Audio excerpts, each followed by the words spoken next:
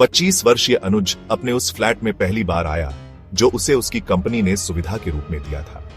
वास्तव में अनुज की नई नई नौकरी लगी थी। वह हरियाणा में अपना परिवार छोड़कर शिमला में आ गया था।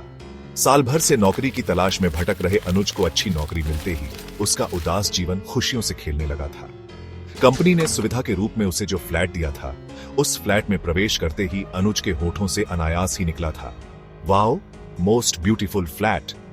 वह भीतरी दरोदीवार तथा फ्लैट में मौजूद हर एक सामान को देखने के बाद बहुत प्रसन्न हुआ था। उसके चेहरे पर नौकरी मिल जाने की सुनहरी चमक तो पहले से ही उत्पन्न थी, मगर अब कंपनी की ओर से रहने की सुख सुविधा देखने के बाद उसका चेहरा खुशी से खिल गया था। अनुज ने अपने जरूरी सामान से भरा बैग कंधे से उतारकर नीचे फर्श पर छोड़ा और लंबे डग भरकर सामने पड़े सोफे पर जा बैठा। सोफे पर बैठते ही उसने सुकून महसूस करने जैसे अंदाज में आंखों को बंद करते हुए हलक से गहरी सांस छोड़ी। फिर चंद लम्हों बाद अनुज फ्रेश होने के लिए बाथरूम की ओर प्रसन्न मुद्रा में गुनगुनाता हुआ बढ़ा। इतना ही नहीं, उसके थिरकते कदम उसकी गुनगुनाहट पर खुशी का इजहार स्पष्ट कर रहे थे। वह झूमता थिरकता वॉशरूम में पहुंच गया। बाथरूम में भीतर पहुंच अनुज ने सामने लगे आईने पर नजर डाली और एक शानदार स्टाइल में वह स्वयं को देखकर मुस्कुराया।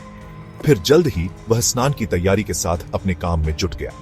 स्नान से निपटने के बाद जब उसने दोबारा खुद को आईने में देखने के लिए नजर उठाई तो चौंक गया। एकाएक उसके चेहरे से उलझन प्रकट हुई, आंखों में प्रश्न उभरा, क्योंकि इस बार आईना देखते हुए अनुज ने देखा था कि एक साथ कई दरारें आईने पर पड़ी हुई हैं। आईने पर पड़ी दरारें कुछ इस प्रकार थीं, मानो किसी ने आईने के बीच में जोर से पत्थर मारकर उसे झटकाया हो, मगर अनुज ने ऐसी कोई आवाज न सुनी थी जिससे वह यह अनुमान कर सकता हो कि आईना पत्थर मारने पर ही झटका है। कुछ देर पूर्व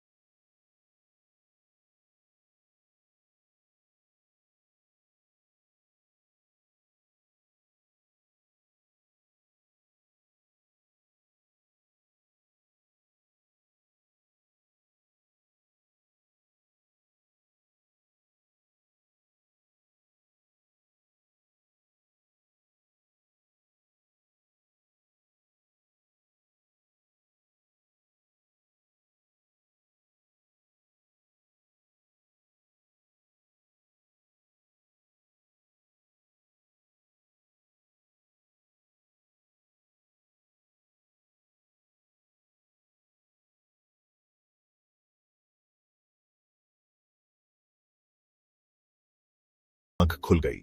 बेड से उठकर उसने सारी लाइटें ऑन की तथा इधर उधर नजरें दौड़ाते हुए यह जानने का प्रयास करने लगा कि आखिर गंध कहां से तथा क्यों आ रही है। इसी तलाश में वह फ्लैट का चप्पा चप्पा छान मारकर अंत में स्नानघर की ओर बढ़ा।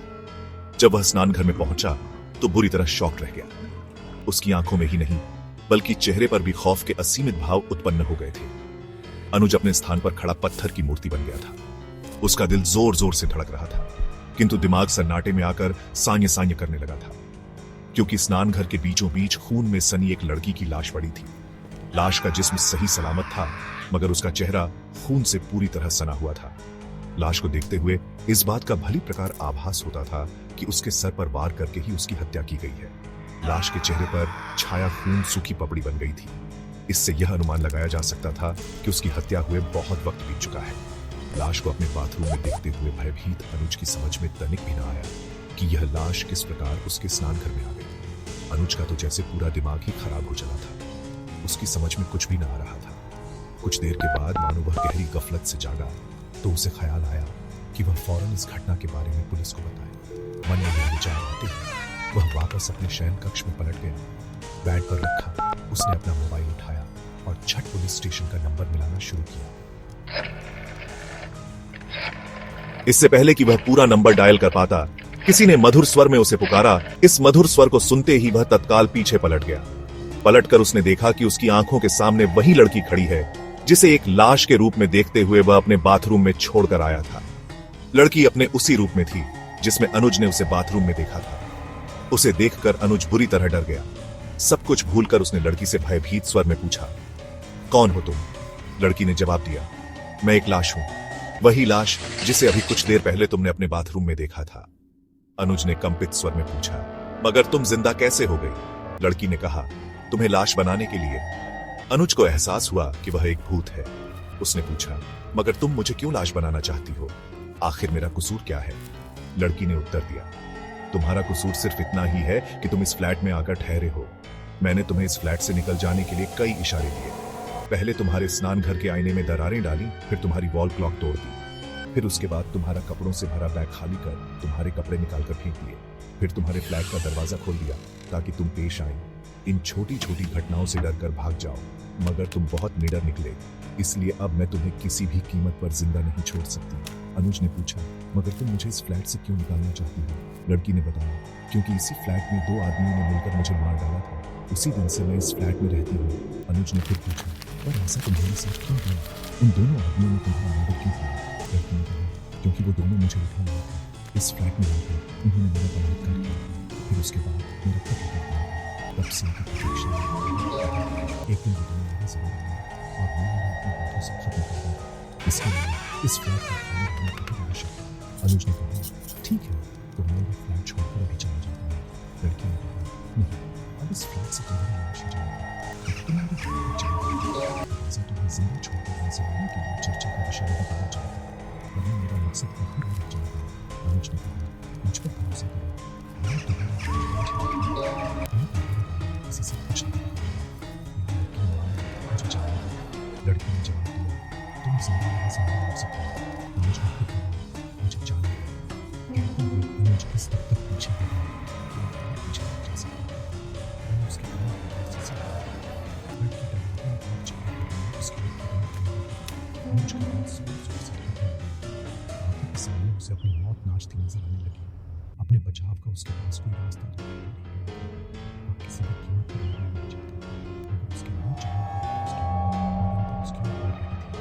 अनुज हर पल इस सोच में था कि किसी सूरत से कोई बचाव का रास्ता सामने आ जाए तो तत्काल स्वयं को इस बेवक्त की मौत से बचाए। लेकिन उसके सामने सिवाय उसकी मौत के कुछ भी नहीं था। मौत हर क्षण उसे अपनी आगोश में भर लेने के इरादे से उससे निकटता हुआ आ रही थी। अनुज ने कहा,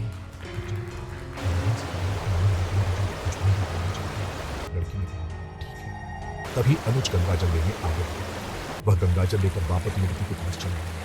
वहां आते ही अनुज ने सारा गंगाजल उस लड़की पर उंडेल दिया जो मरकर भी जीवित थी।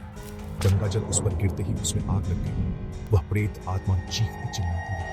आग उसमें चारों तरफ से लगी थी। अनुज इस दृश्य को देखता रहा। जल्द ही वो जिंदा हुई लाश जलते हुए शरीर इसमें उसकी रोशनी में खिड़की से निकली और आकाश की तरफ चली गई। भस्म हुए शरीर की सांसें खुद खुद होने से लगी। उस वक्त अनुज ने राहत की गहरी सांस हलक से छोड़ी